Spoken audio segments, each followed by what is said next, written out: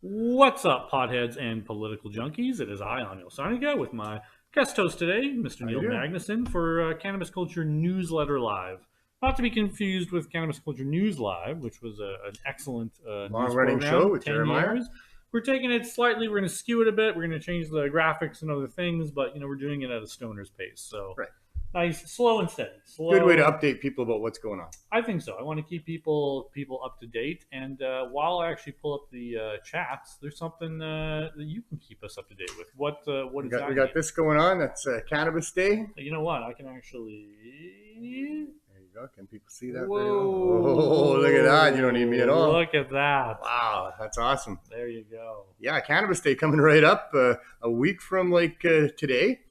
So that's coming way too fast, but it should be great. Looks like the weather's going to be good. That's good. Got a bit of a heat front here. It might be too hot, actually, although Thornton Park is the perfect place for a very hot day. Lots of shade. Lots of shade. Lots of shade. So, yeah, looking forward to that. There'll be speakers and music and all the normal things that you would have at a Cannabis Day, including, and of course, all the best cannabis in the world being brought out and presented to people. None of it legal, of course, because it wouldn't be the best cannabis in the world if it was the legal cannabis yet. One of these days, maybe. But Cannabis Day is still a protest, and we've got lots to protest about. The so-called legalization that we've been handed here in Canada is nothing of the sort. It is simply a hostile takeover by the Trudeau cartel and all of his cronies, a bunch of rich investors that want to continue to get even richer on the backs of cannabis consumers. And it's really quite horrible. They're trying to keep the price of cannabis up higher than it was before prohibition, of all things. It's simply a plant that could be grown easily. So, the I real don't want problem. to cut you off, but I just wanted to say Okay. we got Hi from Florenceville, Texas. Hi from Nice. Scotland. West Texas Nice. as well. Just people joining in. Glenn Wells is in the chat. Anyway, Cool. sorry. Please tell me about what is the nature of this protest? Well, it's about what we got in Canada here called legalization that isn't legalization. We've been fighting for legalization for a long time. I guess we made the mistake of choosing legalize and regulate as our mantra for years, because the regulate side of cannabis has meant that only insiders with lots of money can get licenses, and then they're protected with taxpayer money against anybody else that would grow and sell outside of the cartel. It's just disgusting. It's still prohibition for everybody that's not on Trudeau's team.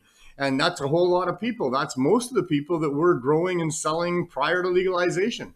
Legalization should have meant that all of those people were no longer illegal citizens. They were just good people that were helping people get cannabis, and that should be an easy thing to do. Colorado Springs in the house. Hey, what's going on? So yeah, and the worst part is, of course, is that low end of people that can't afford those high prices and or either can't meet the barriers of the legal stores, and they're not able to access cannabis legally.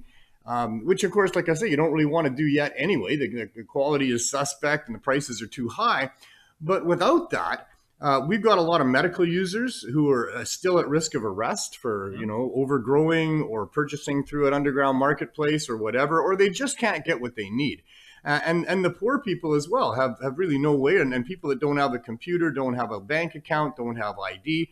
Those things all restrict people's access. And the real ones, of course, are the medical users.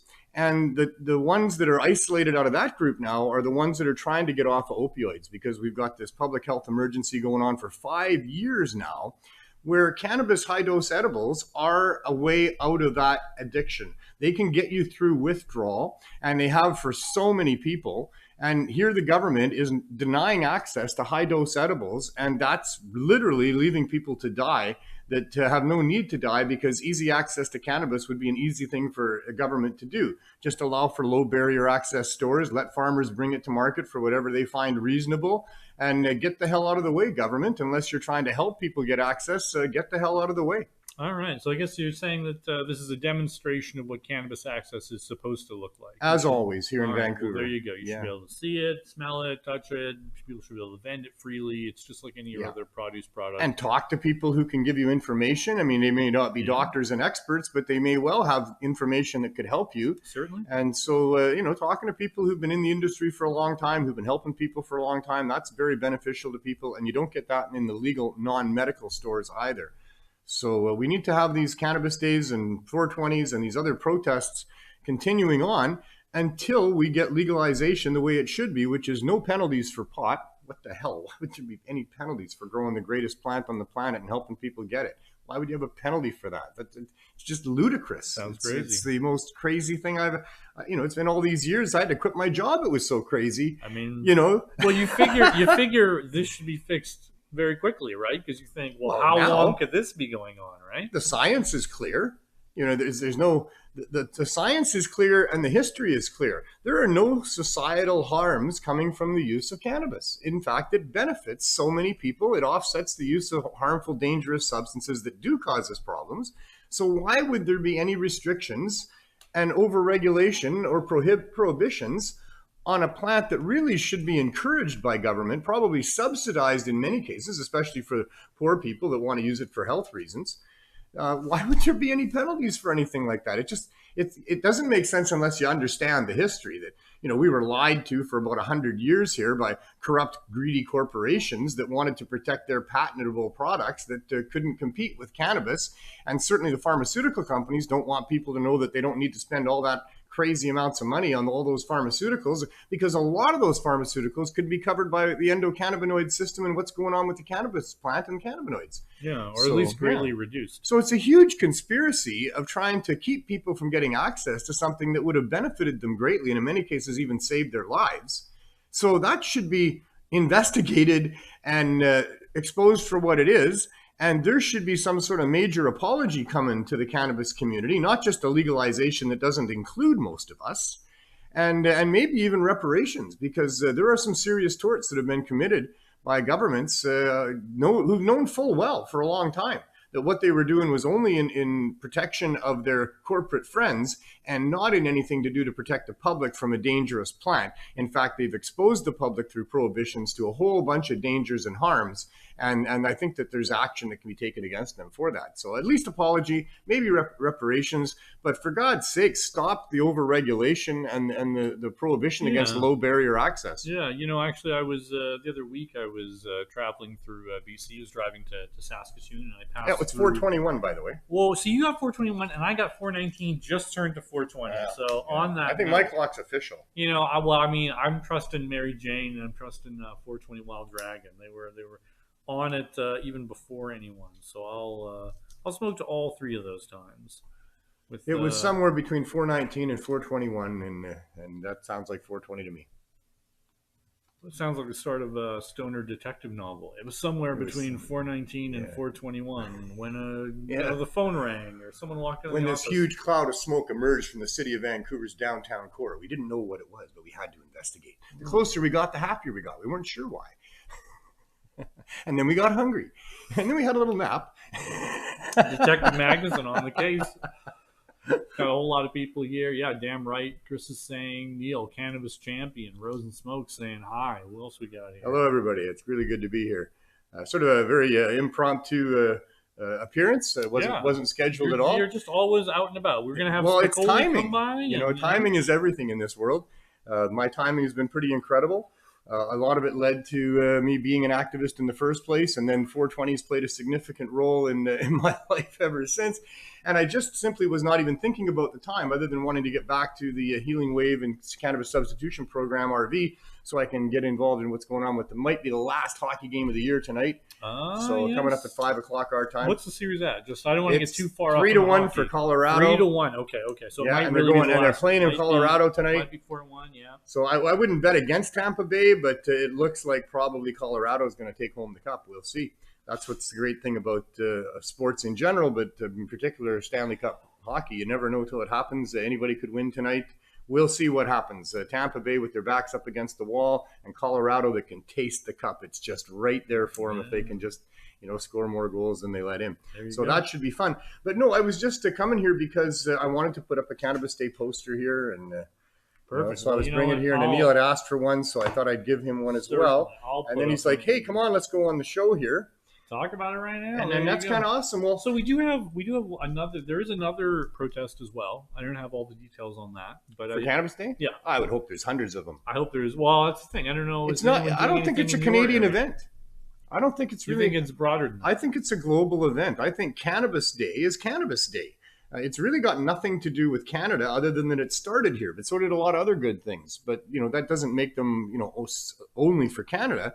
I mean, Canada Day, that happens to fall on the same day as Cannabis Day, came afterwards. We had Cannabis Day going on when it was Dominion Day, but it wasn't Cannabis Day on Dominion Day to take over Dominion Day or anything like that. And it certainly wasn't Cannabis Day on Canada Day to take over that. We had Cannabis Day going on for 25 or more years. They called it Canada Day later on after that. But what I'm saying is it's a day to celebrate cannabis and to protest the horrible oppression of cannabis people around the world. Yeah. Oh, so speaking of this, back to that topic. So I'm driving through BC to Saskatoon, right? And I happened to go through Golden, BC. We digressed right at 4:20 because I interrupted you. Well, that's okay. Well, I think I have a card. That's what happens at 4:20. Oh, I have a card from the Zodiac Hemp Company. I think I put the card away. But highly recommend it. But they've been a head shop for 13 years, and so right. The thing that really got me into Zodiac, other than they had lots of nice stuff, like all price ranges, cheap stuff, expensive stuff. They had very nice glass selection, all the kind of heady stuff, but they also had lots of hemp stuff. This is actually from them. Oh yeah, 60% cool. hemp. They had hemp soaps, all sorts of really good hemp stuff. Cool. But I walked in there and I said, "Oh, this is a head shop. Where do I find some weed? There's all this, weed stuff around me." Right. And Jen Lee, she was really nice. She said, "Oh, there's a weed store right next door." And indeed there was, but it was a legal store, and I wasn't particularly interested in that. So you told him that. So I told him that. I said, I'm not really into that. And she said, and she just a connoisseur. And she just reached down, and nothing over the Cannabis Act limit, but out of her personal supply of some delicious pink kush, just said, "Oh, here you go." And you knew, well, you were with family at that point. You were buying a hoodie at that moment. Oh, certainly. I was hoping they had something, but the time I walked in there, and then I was like, "Oh, this is real. Yeah. This is someone who's not faking it. This is 100%. They're actually awesome. into the flowers, so into the plant." It's one of the ways we can, continue to push forward, I think. And I asked her about that. It's like I don't understand why, if you could have a head shop this whole time, say for 13 years, or like we're in a head shop right now that's been running this long, and the whole time it's been legal to sell other smokable herbs, roses, etc., things that you can use as filler or other things. And suddenly when they make the one legal that you've been protesting about the whole time, you're not allowed to. You still can't sell it. I just seem so This is crazy. Not legalization. To me, it feels like 25%. It's a hostile takeover for a select few that can get into that group. And there's so many that can't. And there's so many that were outside of it to begin with that are still going to continue to be there. Although I'm told a fair amount of growers are now stopping growing. I hope that's not the case. I think we need to continue to overgrow the whole system here, and everybody that can grow should grow. But the prices have come down a long ways. I mean, if your sole interest was money, then I think you're out of it. Perhaps, although the connoisseurs are still growing great cannabis, and they've got markets for it and people that want it. Typically, a connoisseur, even if they have an interest in money, which is not a strike against them in any means, if they're a connoisseur, they like it. They may like the taste of the smell. So I know some really good growers. I don't know anyone who sells like the greatest cannabis, super expensive, super heady, everyone's hunting for it, that doesn't also like cannabis. I've never met them that doesn't have an affinity for it. Oh, for sure. And I know some of those growers, and some in particular, that they're still getting a pretty good buck for their cannabis. Oh, yeah. But they're not getting rich off it. Oh, no. Because these are people that are spending a lot of money on putting their crops out. Yeah, they're growing indoors, and hydro's not cheap. Business, yeah. There's a lot of equipment that can be used by these growers. Not to mention they deserve to be paid well for their expertise, because it isn't easy to grow the really good stuff. Some people will sit and care for a plant, like especially sativas, long times, and really take it all the way. And they spread that money around. They're paying top dollar for clippers. They're paying. They're really. There's a fair bit of money going back into the community because of these guys. I would certainly say so. And the ones that I'm talking about are not getting rich, but their cannabis is still expensive based on what the market seems to be now. But people are willing to pay that because the people that know these growers know that that's a product that they're willing to pay more for. Oh yeah. There's a whole bunch of other people, and these are the people that I'm talking about all the time, are the ones that Sure, they'd maybe like that expensive cannabis, Yeah. but they just need cannabis. Yeah, they just need cannabis. some cannabis. And there They can need to be of a, there can be cannabis that's not at those levels. Oh, that's yeah. still really good cannabis. Oh, really certainly, good cannabis. certainly, All you need, all certainly, they need, all, certainly. you know. And that stuff needs to be available cheap. Yeah. You can grow with the sunshine instead of paid for hydro, and it's pretty cheap to do that. Certainly. And much of that cannabis is really good. Oh, the government needs to allow that to come to market. Yeah, absolutely. I think that would also maybe be the case in flavors for people. So, for example, a pound of OG Kush is $1. But if you wanted a specific Kush cross, some people are strain hunters. They want, there's people who are, and actually that's part of the I think the real gem to indoor cultivation of a certain size, because you can really focus on getting a flavor, because you aren't actually working with the terroir, I'm not sure if I'm pronouncing that correctly, but everything around it, so you can really kind of taste the plant in a different way. And some plants yield a lot less than others. And the growers that are in it for money won't grow those. And some of those plants are really sought after. So growers that care, or people that want to pay more, one way or the other, you'll get those ones as well. The market is full or there could be so able options to take in everybody. Yeah. Like it's a huge market for cannabis on every different level. And there's no need for government interference. Yeah. And there's no need for regulations to protect people from cannabis. Well, the safety. The safety, I don't understand. Other than for edibles and concentrates, people need to be educated that you don't eat too much. This is a concentrated that's a for sure real thing. Do not use while operating heavy machinery. Yeah, for sure. And all that is valid and 100%. But to tell people they can't have it, or to decide that a person can't be operating a vehicle if they've taken X amount of cannabis, that doesn't work. This is not alcohol. And there's people that are in need of very high levels or high doses of cannabis for whatever they're dealing with, and it doesn't impair them, because all of the cannabis's strength is used in dealing with whatever their physical ailments are. In many cases, everybody's an individual. That's the thing. I would also say, at least in my experience with people I've spoken to, and even just using cannabis, you can moderate your dose. Like, how high. Like, if you, especially if you're using it regularly for pain or whatever it is, you know how much you're consuming. You know whether it's working for you or not, or whether it's... Being high is not the same as being drunk. No. Being high is highly aware. Being drunk is intoxicated and not thinking straight. So a lot of people get drunk and then they drive because they think they can. But if anything, people that have consumed more cannabis than they're used to, they notice that and they get a little bit paranoid about driving. I find it. Yeah, I'm far too paranoid. They're hyper aware instead of being, I'm okay. They're like, hey man, I don't think I should drive right now. I'm feeling a little, that last dab, so I'm going to wait 20 minutes or half an hour, whatever it takes. But be responsible as a human being. But let's be reasonable as how we're governed is the point. All humans get drunk without too much failure in that one, right? Some people have a higher tolerance than others by quite a bit. I think there's a need to expand sense. But you can determine a level. When you've got carnage happening on the highways because people are drunk and driving into each other or off the roads, then there's a reason to intervene there. And there's a level that you can find that's reasonable to say that if you've had this much alcohol, even though you're somebody whose tolerance is more than this young lady over here, you shouldn't be on the road. I'm okay with that because there's so much carnage as a result of it. There was so much drunk driving and so many accidents because of it. For me, it would always be an impairment test. Sure. And then I would say, individual to some degree. As a guide, I'd say this, we've noted, this blood alcohol amount is of concern. And so an officer is allowed to just ask about it. That's so then right. you can For sure. Because in enough people, this has caused a problem. But if you can still pass the impairment test, okay. And if you have an accident and you're at fault and there's a blood level above such and such, I'm okay with saying, you shouldn't have been driving based on this and statistics. But weed and cannabis is not like that. It's just not like that. Veteran users who understand how to use the heightened senses and heightened awareness use it as a focusing tool. Oh yeah, and you can't smoke enough to impair you. I mean, that's my experience. That's myself and many other people. I think. Well, I mean, you can eat enough to impair you for sure. I know for me at least, I've certainly consumed enough where I didn't think I could operate a motor vehicle, but I didn't. I made sure I didn't. I was like, oh, that's okay, not for me. Well, I've consumed large amounts of I very bet. potent cannabis and still been fine to drive, in my estimation.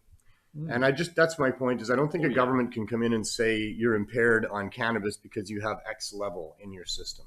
Oh yeah. No, no, You know, no. it just, it's not my experience. And it's the same with a lot of other people. I just hope we get some sanity eventually out of all this stuff, that there's Yeah. reasonable regulations, because right now they're coming up with regulations that make no sense.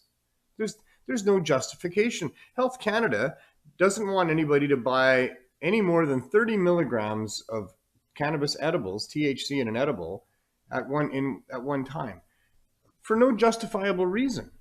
They just don't like it. They just don't like the idea. They think people can be impaired by it, and they can be.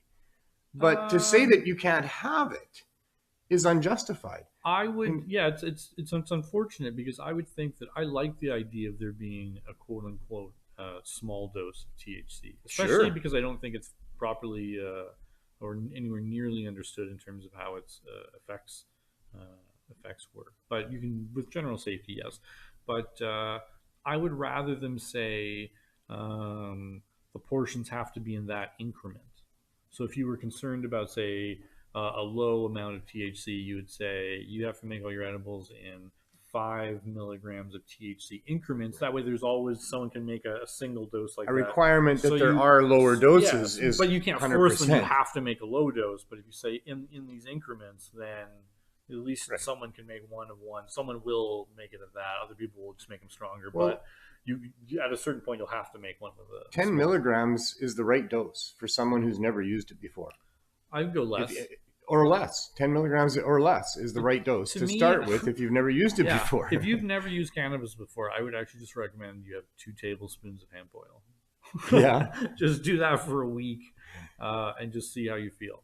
And if that does, then if you need something else, then okay, you can take a small puff of this or that. But So I'm like I say, I think 10 milligrams that they sell, and that's what government stores have. That's the every dose has to be no more than 10 milligrams. And so you're buying, what if you want 100 milligrams, you got to buy 10 of those chocolates and eat all of them. yeah, And that's ludicrous. And so what it's doing is it's eliminating the medical users yeah, from getting their edibles and from the government. I also feel it's such a, like, if you took the same principle with alcohol, you said I'm only consuming a certain amount of alcohol because I'm consuming, this alcohol product. I think even people who use alcohol would say the type of drunk or intoxication they feel still does vary Mm-hmm. quite a bit. So Yeah, it's not as firm. yeah, it's not firm, but you do get, once you've What's a consumed a certain certain level, size? just about everybody. I mean, I'm sure they did a study in statistics. There'd be like 85% of the people at this level of alcohol are pretty much feeling a good chunk of impairment. I don't know, but they just need to be reasonable with cannabis. That's all, and they're not. The Cannabis Act was specifically designed to put the original growers and the legacy people out of business. That's what it's for. It's to protect government people that can get licenses, and that's what it's for. And these regulations against If high that's dose edibles or higher dose edibles are specifically eliminating the medical people, and of the medical people, especially those that are trying to escape addiction. That for them not to be able to get access Yeah, to high dose just to edibles, have a what safer size, because even at an unknown quantity, I feel maybe oddly that no, even at an unknown quantity, if you know it's just cannabis, it's safer. So if the idea of that is scary, like you could just have a strong cannabis edible that didn't have a marking on it, but you knew it was cannabis. You would only take it if you were interested in taking drugs or right, a certain amount of risk to the state that you're hoping to feel. right. And But for and if all it's those people, safer, so even at that point, I can't imagine why someone would say this is not an option. well, what they're doing isn't safe.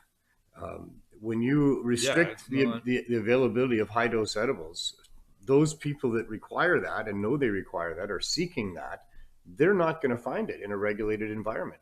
So we're talking high dose edibles that they're getting from somewhere else where it's not regulated, and don't really know what the dose is, don't really necessarily get any information along with it. And who knows why they're looking for high dose edibles? Maybe they just heard a news clip where I said something or somebody said something, and they're, oh, high dose edibles. Well, let me go find some. Where do I get them? Oh, they're hard to get. You got to either find them online or know somebody who's going to make them. Maybe make some for yourself. You can grow 4 plants here in Canada if you don't have a landlord who says no, or a province that says no, or whatever. So wherever you're getting it from, if they're high dose edibles, there's no regulation there by government design. Yeah. And that is the area where there is some problems. At the cannabis substitution program, the biggest problem we have, other than trying to get the federal government to give us a license, that's a big one. That's the biggest one. But the other one is with people who don't listen to us when we tell them that this is 100 milligrams. If you haven't done this before, that's very strong. You should cut that into like tenths and take a little bit and see how you feel.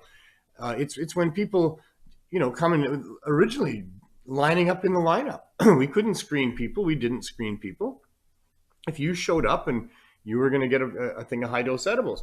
So we had pamphlets made up. We had people talking to people. If we didn't know somebody, they hadn't been there before, if it was a new person, we'd make sure to spend some time with them and talk to them about, don't eat too much of this because you won't enjoy it.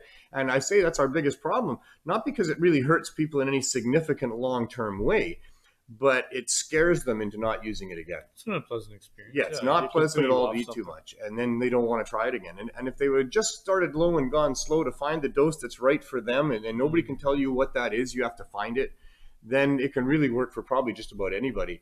But there's a large population of people that just won't try it again because they had a bad experience with it, eating too much. So that's a thing. And here's where the government should have a responsibility in that. I mean, there is some problems with high dose edibles not being regulated properly. And in regulations, by regulating, the number one way we regulate things, almost everything properly, is just by telling the truth about the particular product. That's all. There's things that are required on some things to be written on the packaging when you buy it, or there's information that's given out at the point of retail. There's some things that they think are dangerous enough that you have to do a short orientation course or fill out a form or something like that. But for most things, you're just told, hey, this is gasoline. It's highly flammable. It needs to be in proper containers, and and once people are educated, nobody's trying to burn their house down with gasoline. They're trying to use it properly. So if it's got some properties that are dangerous, then 100% the role of government is to make sure people know that. So education about gasoline is necessary, but telling people they can't have it, that's not the right way to go. Now you're going to drive the sale of gasoline underground, and people are going to be transporting gasoline in non-regulation containers in ways that are clandestine and in amounts that are too big, and all the things that happen with prohibition that make a substance way more harmful than it would be if it was just available in a retail setting of some sort. That's what's going on with cannabis. There are some problems with cannabis high dose edibles, and by not allowing them into the marketplace properly, they're forcing people to get them in an underground marketplace and in a clandestine marketplace where there are more risks than there would be if you could walk into a government store and say, I need 250 milligrams in a brownie, and they would have that for you. And do you know what you're doing with this? Here's a little warning card that comes with it, or something like that. And then people are getting the right information, and they're getting a standardized dose of something that they can trust to be what it says it's going to be. And if it isn't, they've got a place they have recourse to come back to. That's all we've ever wanted is to be in the marketplace as legal entities that have those sorts of privileges that everybody else has when they're purchasing things. Yeah, I would like just total flower weight by milligram, and then if it's a type, so if it's just cannabis, it would say 50 milligrams just the flower of cannabis. But if it's specifically a resin or concentrate, then I wanted to say that. But otherwise, just the amount of flower. Flower doesn't need any warnings, really. I don't understand. I mean, there was that Afghani bull rider that we had back in the day that really sort of knocked people on their ass a little more than they were expecting. But for the most part, flower doesn't require much. But the concentrates, and especially the edibles, there's definitely room for some proper regulation in the form of education and packaging and warnings on packaging about what happens when you eat too much or consume too much. You can green out, or you can have a 2 or 3 dong day comatose experience by eating too much cannabis. Yeah. So you got other headlines we should talk about, shouldn't we? Yeah, there were a number of headlines. I should say you can find all these headlines at cannabisculture.com. You find all the videos at POC TV, and you can also subscribe to the Cannabis Culture newsletter, which gets you exclusive deals, and you skip the shadow ban. So if anything's wonky and for some reason you can't find us, even though it's, it's very strange, like you can Google us right now and see if anything comes up. If not, that would be weird, right? But it happens. It happens. All sorts of things happen. Yeah.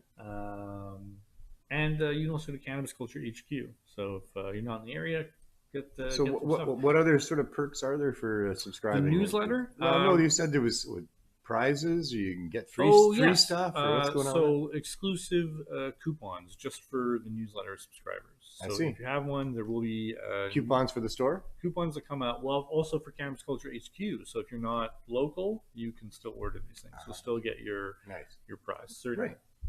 Cool. So that's all there.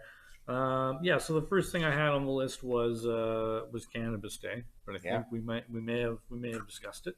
A week from today. Have a Cannabis Day wherever you are. Cannabis Day. Let's make it a thing around the world. Let's go global with this. It should go global. It's just Cannabis Day. It looks like the Canadian flag. I'll grant you that too. But that's just because I like that flag though. It looks fun. That worked. Just started here. All right, so I got the Louisiana Governor Edwards signs a bundle of cannabis bills. The office of Louisiana Governor John Bell Edwards confirmed Tuesday he has approved nearly 100 bills Tuesday, including several aimed at protecting medical marijuana patients, as well as measures to protect hurricane victims. Okay. So I wonder what the protections are. I'll tell you what the protections are, but the list of bills this guy signed in one day, I mean, I assume that's a bit of there's a lot of weird reasons that could be, but 100 in one day. And it was like illegal weapons, homeowner insurance, workers' compensation, vehicle crashes, liability for publishers and distributors of material harmful to minors, so censorship related to young people, adds geometry as a required course for high school students, school bus operator, French immersion, carbon monoxide detectors, licensing for plumbers, public high school to adopt policies regarding attendance, breastfeeding, and childcare for students. I forgot that could be a thing. Delivery of alcohol, prescription human milk, and insurance coverage for prescription human milk. Is that because of the milk shortages they're having, or baby food shortage? I don't know. Those were also in there. Wow. Creating the crime of menacing. There's now a crime in Louisiana. I haven't read it, but it might be against the law. Also establishes. So that's staring at somebody, right? That's what menacing is. It might be. Basically staring at somebody in a menacing way. Also establishes the Dewdrop America Rock and Roll Museum. I see. Horse racing, all sorts of things. Wow. But germane to cannabis. And you only named off about 20 of the 100. Oh yeah, there's a bunch. That's not even all of them. Yeah, I know a lot of it. But in regards to cannabis, what it does is it authorizes the dispensing of medical cannabis to patients who are actually not necessarily a Louisiana resident. So if you have an out-of-state medical card, you can still access any medical cannabis service. Provides immunity from prosecution for medical marijuana. So if you have a medical marijuana license, for the most part, there are still some crimes on a state level. On a state level, they won't pursue those.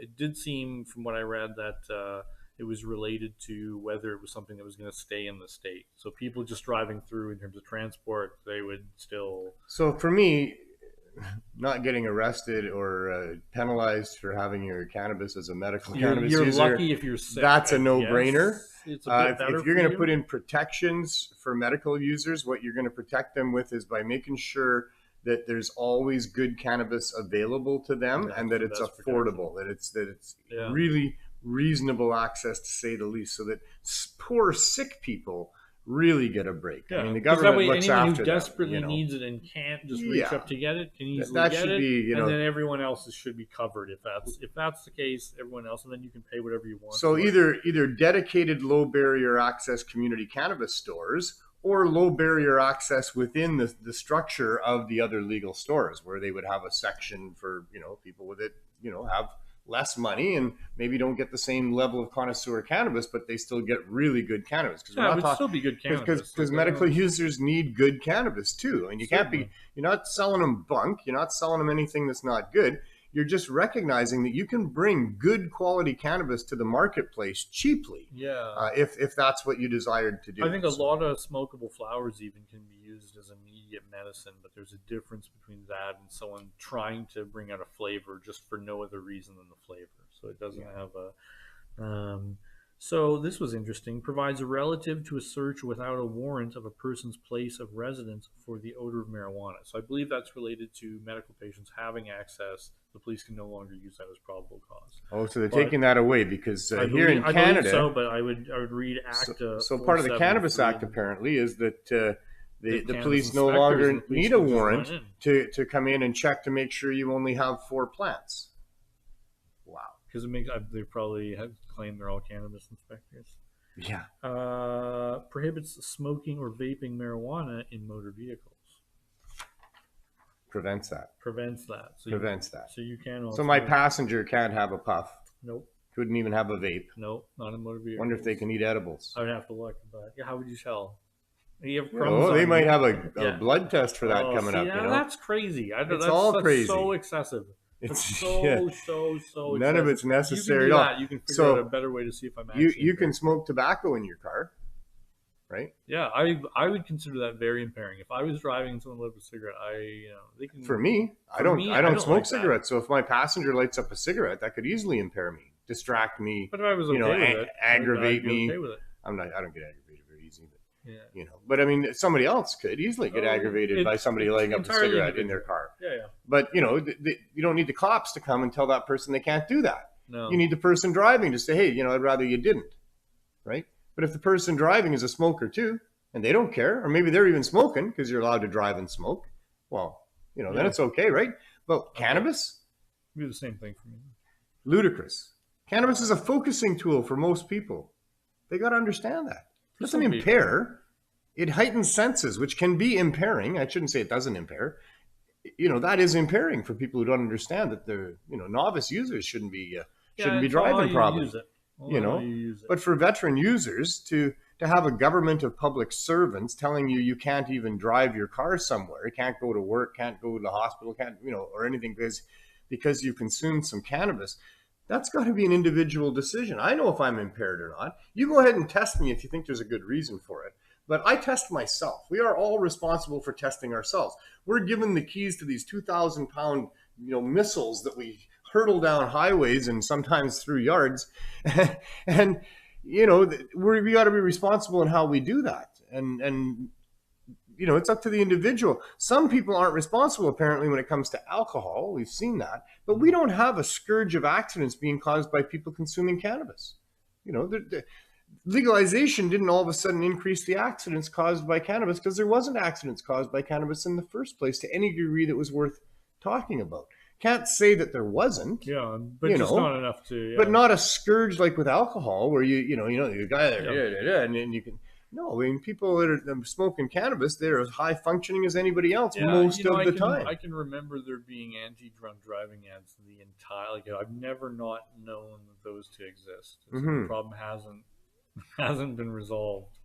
There's still a problem with it. All right, so we got HB 697, which reforms the state systems for regulating the production of marijuana for therapeutic use and for dispensing of it. So stores producing it provides for fees and charges to be associated by the Louisiana Department of Health in connection with regulation of marijuana for therapeutic use. So they want to cut, is what you're saying. Oh yeah, they want to cut. And there's no justification for that. That's another barrier that they're putting in place there. That's going to eliminate a percentage of people that won't be able to pay those fees or whatever, or access it because of the price that it becomes because of that. I don't think it's unreasonable to ask for a list of people who are doing it. So if there's any issue, you say, this is contact information. If you're just engaging in any type of trade, I think you should get a license just so I know what's going on in the city. And you say, yeah, you declare it, and then there's contact information for you. So at minimum, there is some administration, but I'm sure they're asking for, but I mean, for more of a. So then it becomes whether the fees are reasonable. Yeah, whether they are. And in many cases, they're not. Yeah, I'm guessing not, but we'll. Well, we have Vancouver to look at. So provides relative to industrial hemp. So hopefully more industrial hemp in Louisiana. provides relative to the definition of drug paraphernalia. So I assume that's going to mean no, they don't have restrictions on head shops or closer things to that because drug paraphernalia, I bet, was also illegal. That would be So my. if they're going to make that not illegal, that's obviously a That's good thing. my question. All right, so Wow. now there was a study here. Louisiana. Yeah, working. Louisiana. They're getting there. You know, you never thought you'd There's see a whole the day, lot of jurisdictions around the world that are all doing their own thing independently with respect to cannabis. So we'll see where it all shakes down. Yeah. So cannabis may treat fatigue, but I hadn't smoked any. There you go. I mean, really? Well, supposedly, I hadn't smoked any cannabis. Cannabis is this amazing compound that is it is 100 plus cannabinoids in working in unison and in concert together in a variety of different levels, which results in some cannabis strains being stimulants on the one side and other cannabis strains being relaxants on the other side. So you can smoke cannabis that'll put you down and put you to sleep and help you watch a movie quietly. Or you can smoke cannabis that's going to get you up and buzzing around your apartment, cleaning things you hadn't thought about for months and just want to go, go, go. So yeah, cannabis is both a stimulant and a relaxant depending on the individual and what you're using it for and what strain you're using and all the rest of that. Yeah, of course. So to say that, it can help give people energy, well, yeah. Oh, yeah. I just think there'll be sativa drinks on the market that'll be like energy drinks, won't there? The difficulty is that no one's growing sativas. Well, not no. It will out. If there's a market for it, it'll come. It'll come only because it'll be grown in the right country. Well, I mean, energy drinks are a big thing. Why wouldn't sativa energy drinks be a bigger thing? Because it's probably more healthy, depending on whether the government's doing it or not. If the government gets a hold of it and requires a whole bunch of poisons put in with it, maybe it might not be so good. But am I dreaming? Am I hallucinating? Does that not sound like a thing? I mean, if cannabis is both a stimulant and a relaxant, couldn't you isolate the stimulant part of it and put it into some sort of a drink and there you go, energy drink? Yeah. I think so. Certainly you could. Certainly on the other end, you could have cannabis drinks that are relaxants. At the moment, it seems like everyone in the legal industry just wants to throw distillate into sugar and try to figure out the carbonation. But yeah, hopefully we get to a place where it's. I would love sativa only edibles. Yeah, if I could get Congo cookies or whatever, I'd be into it. The science of cannabis has a long way to go. So how cannabis-fed chickens may help cut Thai farmers' antibiotic use, they claim. So it all began when, and I'm going to mispronounce this name. First name is Ongard, and then Panyi Chat Iraska. If you have a name like that, you don't expect anybody to. Oh yes, certainly you do. Certainly you do. Not me though. No. All right, but I can learn. But I don't know. Only his close friends can say his name. It all began when a farm owner in the north of Thailand who was licensed to grow medicinal cannabis was wondering what to do with the many excess leaves he had amassed. He asked, could his brood of chickens benefit from the leftovers? And so they started a study. It's 1,000 chickens. They're giving him cannabis in different ways. So sometimes they're boiling the leaves and then feeding the chickens water. Give them the seeds. They're just give them the seeds. For God's sakes, give them the seeds. So it's mostly just leaf. Cannabis. I mean, there's value in the leaves for sure. Certainly. But there's way more nutritional value in the seeds. Oh yeah, birdseed. Yeah, I mean, birds eating seed. What a crazy idea. Yeah, what an idea that is. And here we are, 100 years almost since the United States had similar issues with whether or not the birds were going to get enough hemp in their mix to keep them singing. Even this is not new stuff. This is just the final emergence of the truth coming through all the decades of lies. Feed your livestock, feed your animals cannabis or hemp-based products for sure. Yeah, actually, I'm not saying give your dog a whole bunch of concentrates, little poodle. Be smart. Be reasonable about things. We've got a video coming up on Pot TV in the next week, but there's an interview with a small independent hemp farmer, and he said one of the things that you could do right up front if you were worried about taking a gamble on hemp was in trying to grow immediately for animal bedding or animal feed. Because that way you can figure it out, and as long as the crop's in okay shape, you can feed it. So as opposed to having to grow something very specific for like a resin for adhesives or whatever it is. They say Buddha lived for 6 years eating one hemp seed a day. It was a big one though. Well, I'm pretty sure that's a myth. But I would imagine that people back in those days, hundreds of years ago, whatever, would have probably carried around pouches to carry what they needed. They would have probably had some seeds and other things that were easy to munch on, and that cannabis seeds were probably popular for that sort of thing. And probably Buddha just decided to go on a strictly hemp seed diet. And like I've had a friend of mine do that for 6 months, and he lost about 80 pounds. And he was a big, heavy guy. And all of a sudden, he's a year later, he's looking really good. And he just ate hemp seeds for a while. He was eating like a pound a day. So yeah, hemp seeds are this amazing source of nutrition. Mostly, they have the essential fatty acids. That's what I've heard. I don't know enough about that we're all deficient in, apparently, or 85% of us.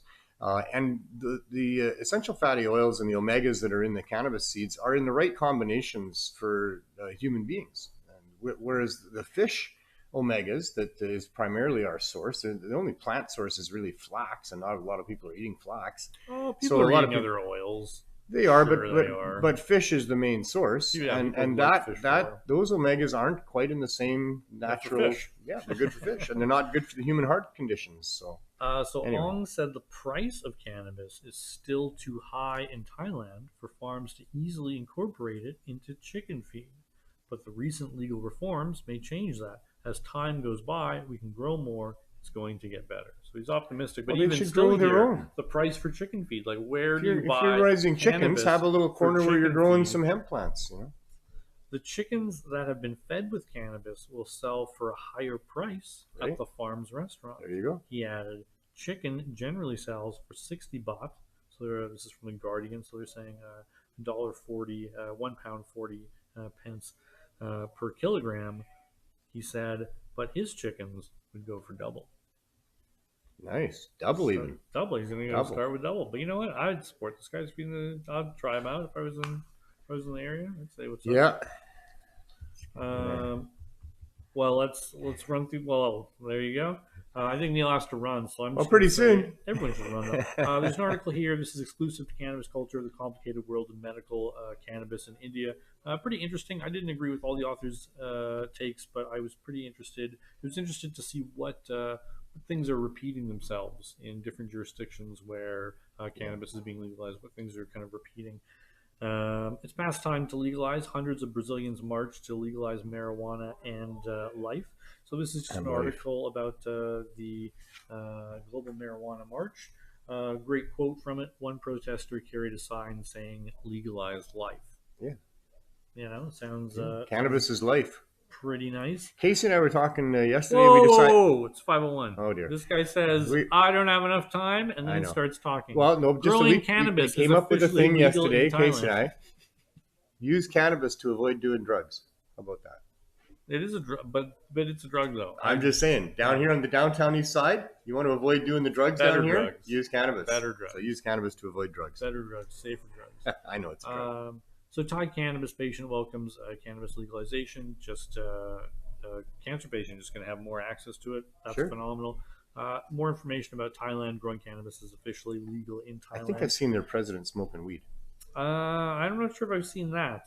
But some of the quotes in this one were quite interesting because smoking cannabis is still illegal, and the maximum penalty for that type of nuisance could be 3 months. Wow. So yeah, maybe I didn't see major moves, the Thai president, but I thought I did. Major moves, but again, it depends as to whether they say he's causing a nuisance or not. Probably not. Organigram settling. Well, that would be okay if you're smoking weed and causing a nuisance.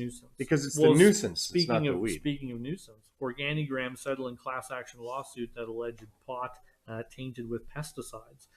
New Brunswick cannabis. Yeah, but they don't get very much, right?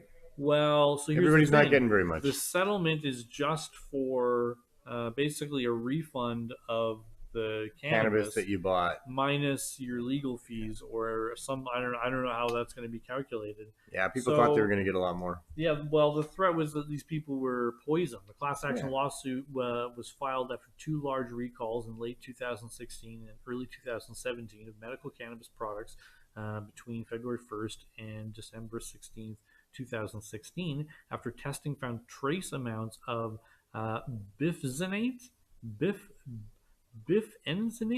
easy for you to say, malathion, and myclobutol. Myclobutanol. Myclobutanol. There you go.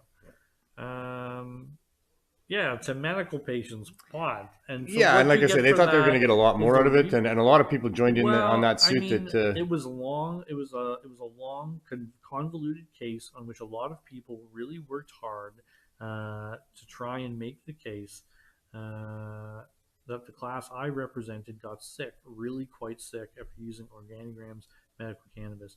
Is the quote here from Don Ray Downton.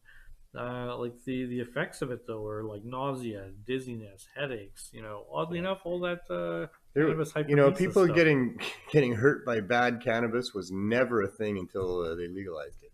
Yeah, certainly not. You never went to a concert. Hey, watch out for that particular strain of weed out there. People are getting passing out, and no, never, ever.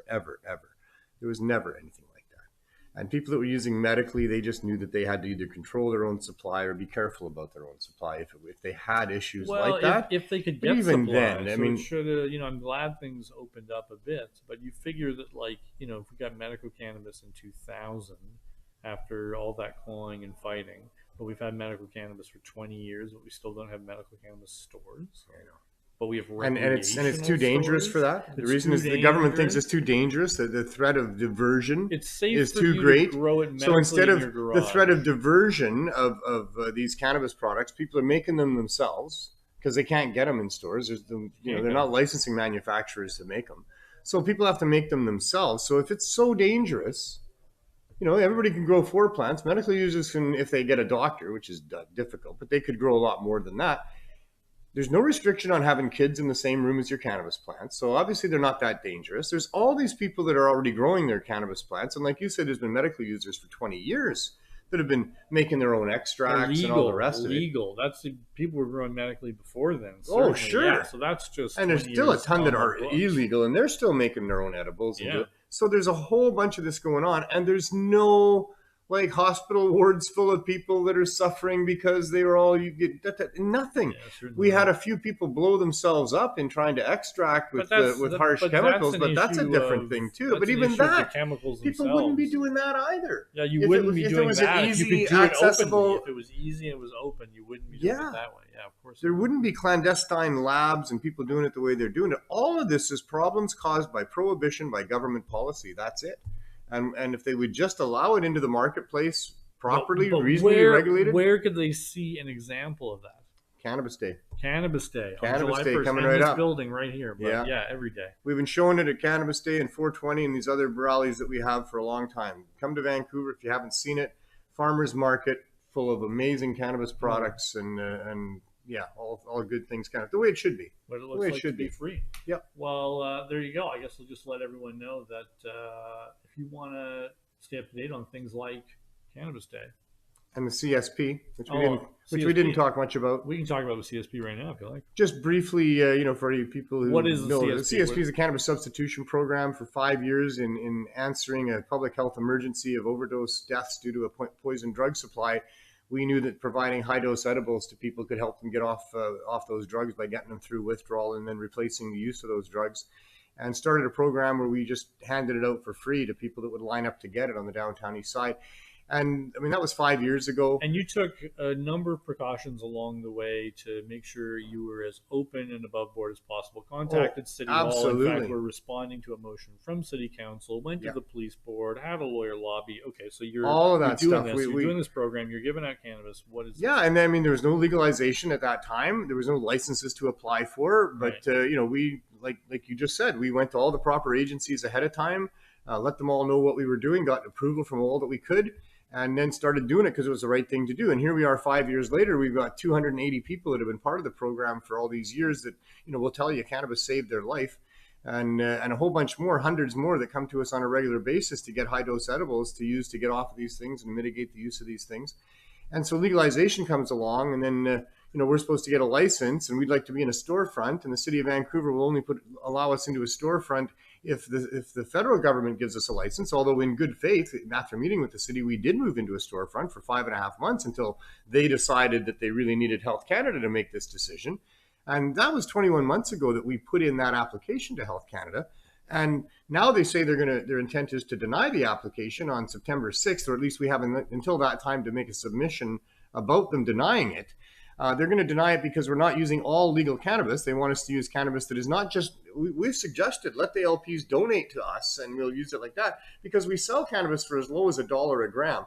And the federal government, they're going to take $1 a gram tax off of everything just to start with. And then it goes up from there as it goes through the different levels of government and packaging and oh my God. So we need to have low barrier, easy access to the supply, and low barrier, easy access for the people to get what we're providing for them. And so we're just waiting for that approval, hoping that we can get it. Meanwhile, we moved into an RV when we had to leave the store because of not getting a license. We've been selling and giving cannabis away from an RV parked right by the police station for over a year and a half. 7 weeks ago, last Tuesday, we were raided by the VPD of all things. They seized our RV, charged us with trafficking, but we didn't stop. We couldn't stop. We have an obligation to the members, and we know that people require what we're doing and that we're doing the right thing. So we set up a tent where the RV was and operated that 8 hours a day, 7 days a week until about 3.5 weeks ago now, the VPD gave me my RV back. And we parked it right where we had parked it. We're back in business in the RV and not the tent anymore. Although on hot days, we'll probably be in the tent, maybe tomorrow. I think of it as an emergency vehicle. Yeah. And so they haven't told me to stop doing what I'm doing. I think the charges have to be withdrawn because, they gave me my RV back. They know we're still doing what we're doing, and they're not coming back and arresting us and telling us to stop. I also don't understand how the feds in the city can claim this gap, because if the city has asked specifically for low barrier cannabis access in the downtown east side and you responded to that, and they know you're just waiting for a license, it should be the easiest thing for them to say, oh yeah, thanks for taking the initiative, City of Vancouver, here's the license on our end and you guys just go ahead. It's kind of like the Insight fight all over again. Where when people are dying back in the late 90s. Except this is cannabis. Trying to convince people you need legal heroin, and now it's legal cannabis. Well, no, back then they were just trying to convince people that they needed to have a place where they could be supervised while they inject safely use to save their lives, because using alone, people were dying. That was back in the late 90s. And so it took quite a battle to get supervised consumption sites. We call them consumption now. They were injection sites back then. And this is, we're up against similar odds, except that we're talking about cannabis. We're not talking about injecting heroin and other opioids. And the reason is probably pretty much the same. The prohibition of drugs is to protect the interests of drug suppliers, and they don't want people accessing cannabis to interfere with those bottom line profits, and they didn't want people accessing the illegal drug supply as well. And so it's about corruption.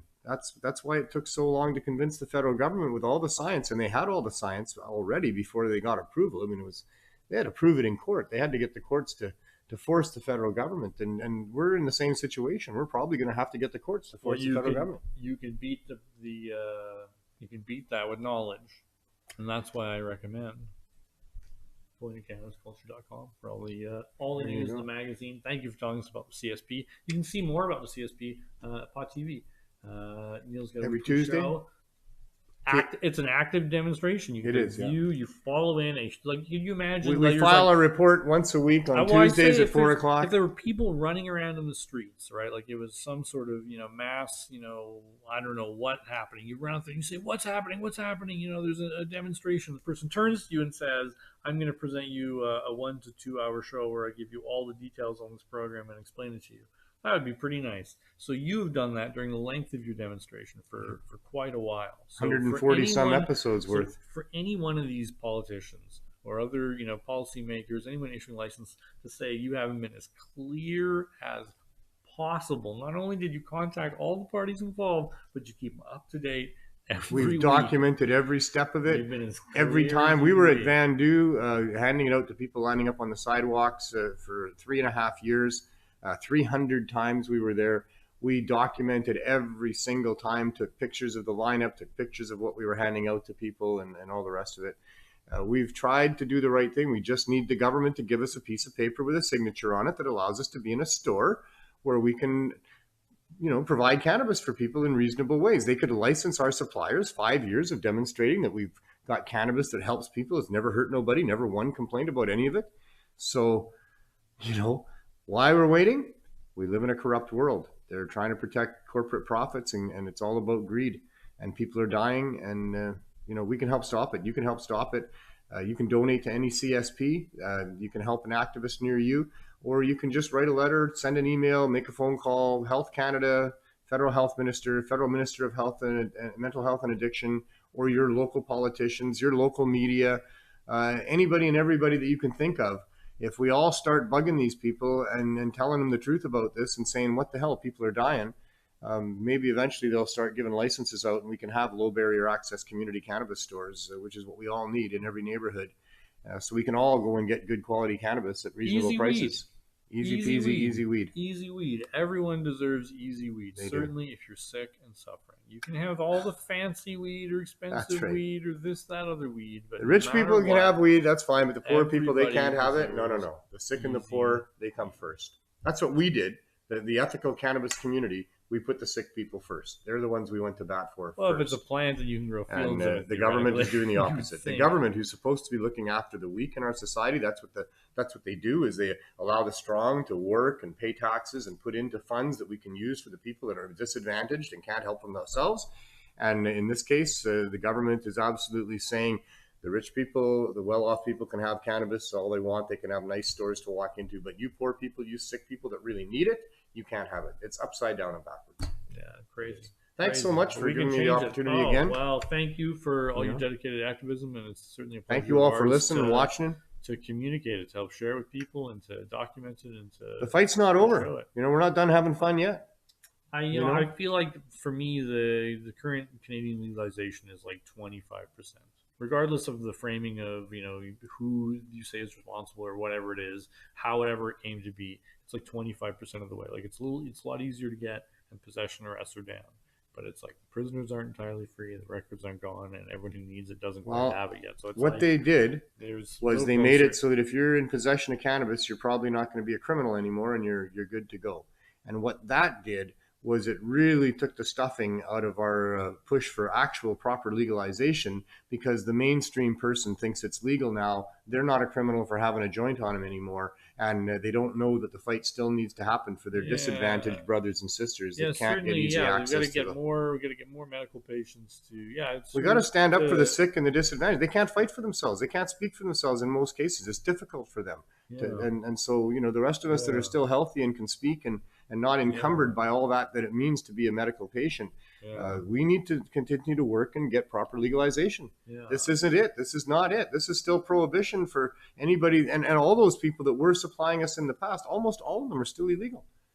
Some of the growers have gone to the legal side or have been allowed, have managed to make their way into the legal side, but most have not. And it wasn't fair of the government to think that those people would stop growing cannabis, because that's how they're paying their mortgage and subsidizing the feeding of their families. The rules didn't make sense before. Right. They were illegal before. They're illegal now. So why would they? What's different? There's nothing different, really. Although they did increase some penalties. And calling the action something. But I don't know why. Anyway, it's been great. There you go. Fighting the fight. It's been terrible that the fight has to be fought.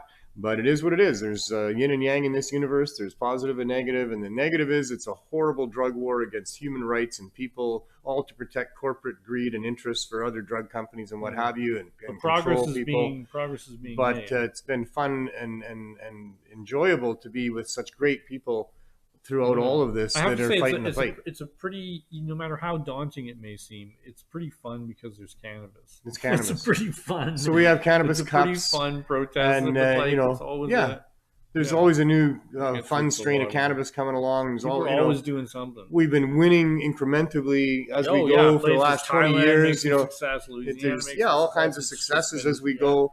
So it has been fun, but it's a terrible war we're having to fight, and it ain't over yet. So let's continue to have some fun. Let's go to Cannabis Day wherever you are, but Vancouver, here you are, and let's have some fun. Let's, where does it say? The Grand Marshal Landlord has sanctioned this event. That's probably the one. I support you protesting anywhere you're protesting, but we'll probably do it from there because this is the landlord said it's all right. So what more can you ask for? Yeah. That's it. Well, I'm going to say the final things that I always say at the end. All right. Do you need me here? Nope. Drug peace. Peace. All right, welcome to the THC show with Neil, where we talk about the unpleasant truths of our system and our democracy here. I help patients.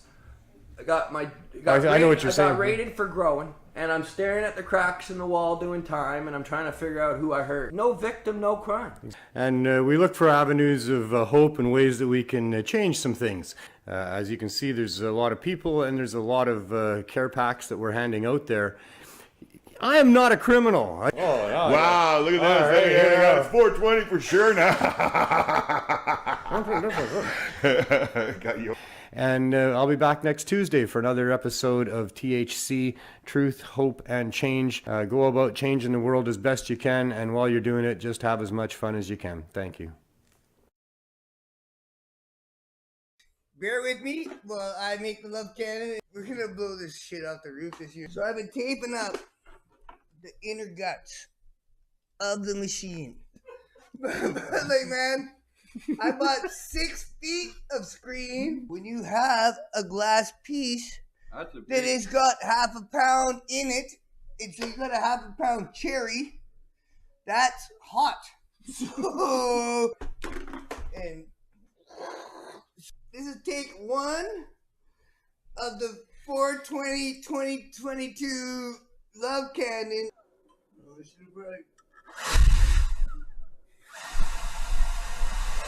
Oh, it works.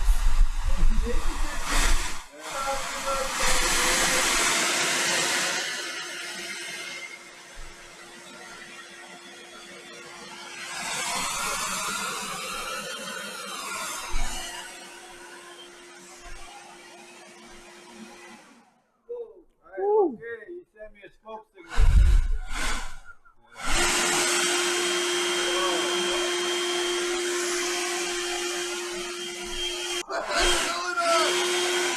Wow. And that wasn't even a half pound. Drug peace. Drug peace. Love to the love. Hello there, first-time viewers. Welcome to Pot TV.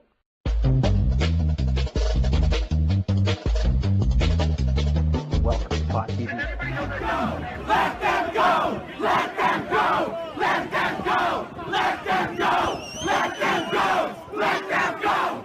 It is only now, once we've reached this point of critical mass, that I could really tell you the story, because that's the interactive nature of the internet. Pot TV is an internet video-based site. We've had over 6 million shows watched. We get about 10,000 shows watched a day. Shows on growing marijuana, medical marijuana, politics of marijuana.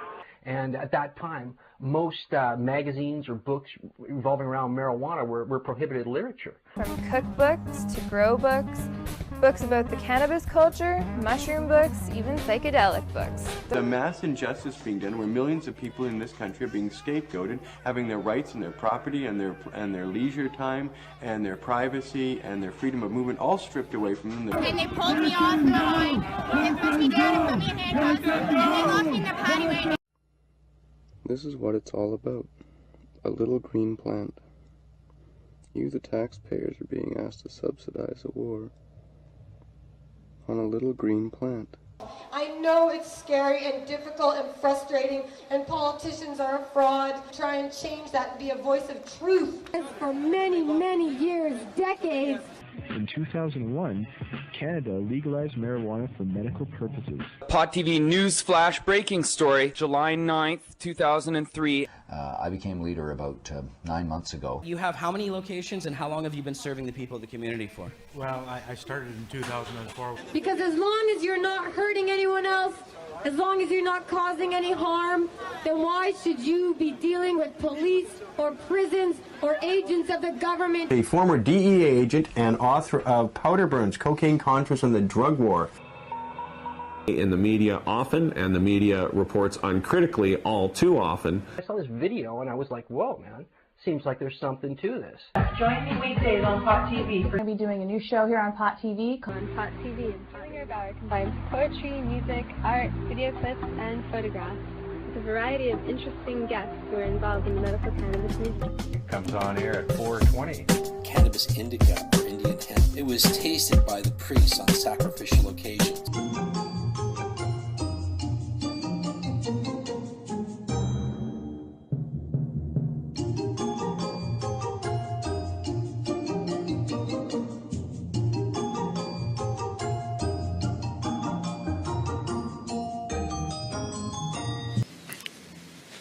So I'm gonna stop and smoke a joint.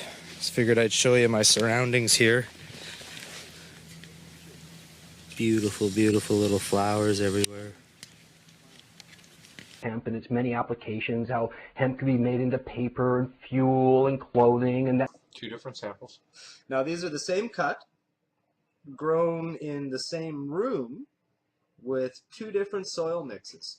As a line diagram, okay, and this is a cross-section of a bract. Now on some of these plants too, there's something called pre-flowers that form. Sometimes 8 to 12 weeks into the veg cycle, you can look 3 or 4 sets of branches down from the top.